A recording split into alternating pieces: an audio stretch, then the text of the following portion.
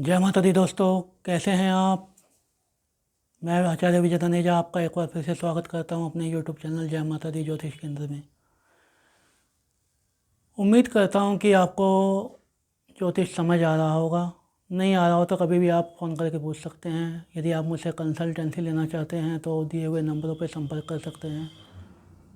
आपके जीवन में, आपके रिश्तेदारों के जीवन में कोई समस्या चल रही है जिसका आपको समाधान पता नहीं है तो आप कभी भी पूछ सकते हैं। हम बात कर रहे हैं वृषभ लगन की।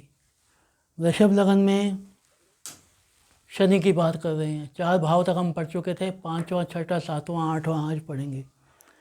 यदि हम 5वें भाव की बात करते हैं तो 5वें भाव में कन्या राशि है। कन्या राशि जुझारू प्रवृत्ति की राशि है। नया सदा कुछ नया सीखना इनको पसंद होता है। एक करियसिटी, एक जिज्ञासा इनके मन में होती है, हमेशा कुछ नया करने की अभिलाषा। तो हायर एजुकेशन के भाव में है। हायर एजुकेशन के भाव में हर हायर एजुकेशन नवीन तथ्यों के साथ हमेशा नया कुछ सीखना इनकी प्रवृत्ति होती है। लेकिन कौन आके बैठा है? शनि आके बैठा है। कहाँ? पंचम भाव में शनि आके बैठा है। किसका मालिक है? नवम का मालिक पंचम में आके बैठा है। ये बहुत अच्छी बात है।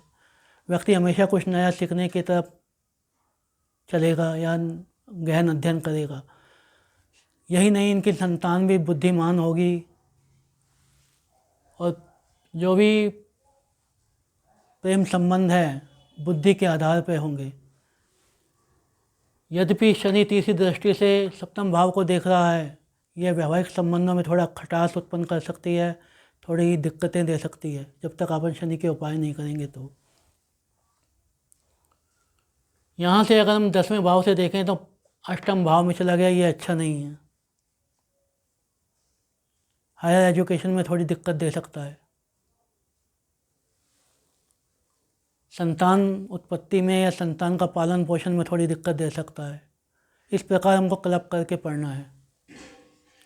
यदि हम उन 7वें भाव की, 6ठे भाव की बात करें तो कन्या राशि 7 नंबर की राशि है। तुला राशि 7 नंबर की राशि कौन सी है? तुला राशि। कहाँ कौन आके बैठा है? शनि आके बैठा है। कौन से भाव में बैठा है? तीसरे 6ठे भाव में बैठा है। 6ठा भाव रोग ऋण शत्रुओं का भाव है। शनि आके बैठा है। 6ठे घर में शनि का बैठना अच्छा माना जाता है। यहाँ से प्रतियोगिता में आसानी से विजय दिलाएगा अगर शनि की दशा चल रही है, अंतर्दशा चल रही है। तो शत्रुओं का दमन कर्म बल के आधार पर कर पाएगा व्यक्ति। ऋण भी यदि लेता है तो आसानी से ऋण उपलब्ध हो जाएंगे। यदि कोई रोग भी आ रहा है तो वो भी ज़्यादा समय नहीं रहेगा, क्योंकि शनि यहाँ पे अच्छा माना जाता है। लेकिन क्योंकि शुक्र की राशि में शनि आया है, दोस्त की मित्र की राशि में है, लग्नेश भी है, लग्नेश खुद यहाँ आके बैठा है, अपने भाव का बैठा है, अपनी राशि का बैठा है। तो ये सब बातें क्या इंडिकेट कर रही हैं? प्रतियोगिता में विजय प्राप्त कर सकता है व्यक्ति यदि मेहनत करे तो, और रोग ऋण शत्रु से मुक्त भी हो सकता है। यदि हम 7वें घर की बात करें तो वृश्चिक राशि है। वृश्चिक राशि में शनि आके बैठा है, जो वैवाहिक संबंधों को खराब करेगा, जो व्यावसायिक पार्टनरशिप को या बिजनेस पार्टनरशिप को खराब कर सकता है।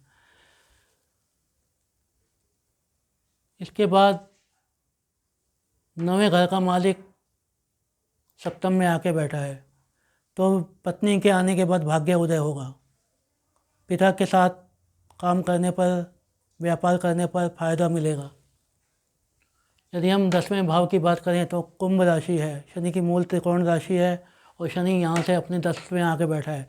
दशमेश अपने से 10 में बैठा है, जो कि व्यापार के लिए अच्छा माना जाता है। कुछ समय बाद, कुछ दिक्कतें देने के बाद व्यापार अच्छा चलेगा। यदि हम 11वें भाव की बात करें, 11वें भाव में यदि हम अष्टम भाव की बात करें तो अष्टम भाव में शनि आके बैठा है, गुरु की राशि में बैठा है। गुरु की राशि में बैठने के कारण शनि यहाँ अच्छे परिणाम दे सकता है, क्योंकि गुरु की राशि में बैठा है और लग्नेश का मित्र भी है। यदि लग्नेश को कहीं ना कहीं ये दृष्टि डाले, मान लीजिए लग्नेश शुक्र यहाँ बैठा हुआ है, मान लीजिए यहाँ बैठा हुआ है, तो ये योग और भी अच्छा हो जाएगा और व्यक्ति अपने कार्य में कर्मठ व्यक्ति होगा, सफलता प्राप्त करने वाला व्यक्ति होगा। नौकरी और व्यापार दोनों ही कर सकता है ये। यदि व्यापार करेगा तो सर्विस कंसल्टेंसी खोल सकता है ये। इस प्रकार सेवा क्षेत्र से जुड़े हुए सीपीओ में काम कर सकता है, केपीओ में काम कर सकता है। सेवा क्षेत्र से जुड़े हुए क्षेत्रों में आसानी से कार्य कर सकता है। आज 4 भाव पढ़े हमने, 5वां भाव, 6ठा भाव, 7वां भाव, 8वां भाव। अगर आपको कुछ समझ नहीं आया तो पूछ सकते हैं, नहीं तो अगले लेसन में हम अगले 4 भाव के बारे में पढ़ेंगे। जय माता दी।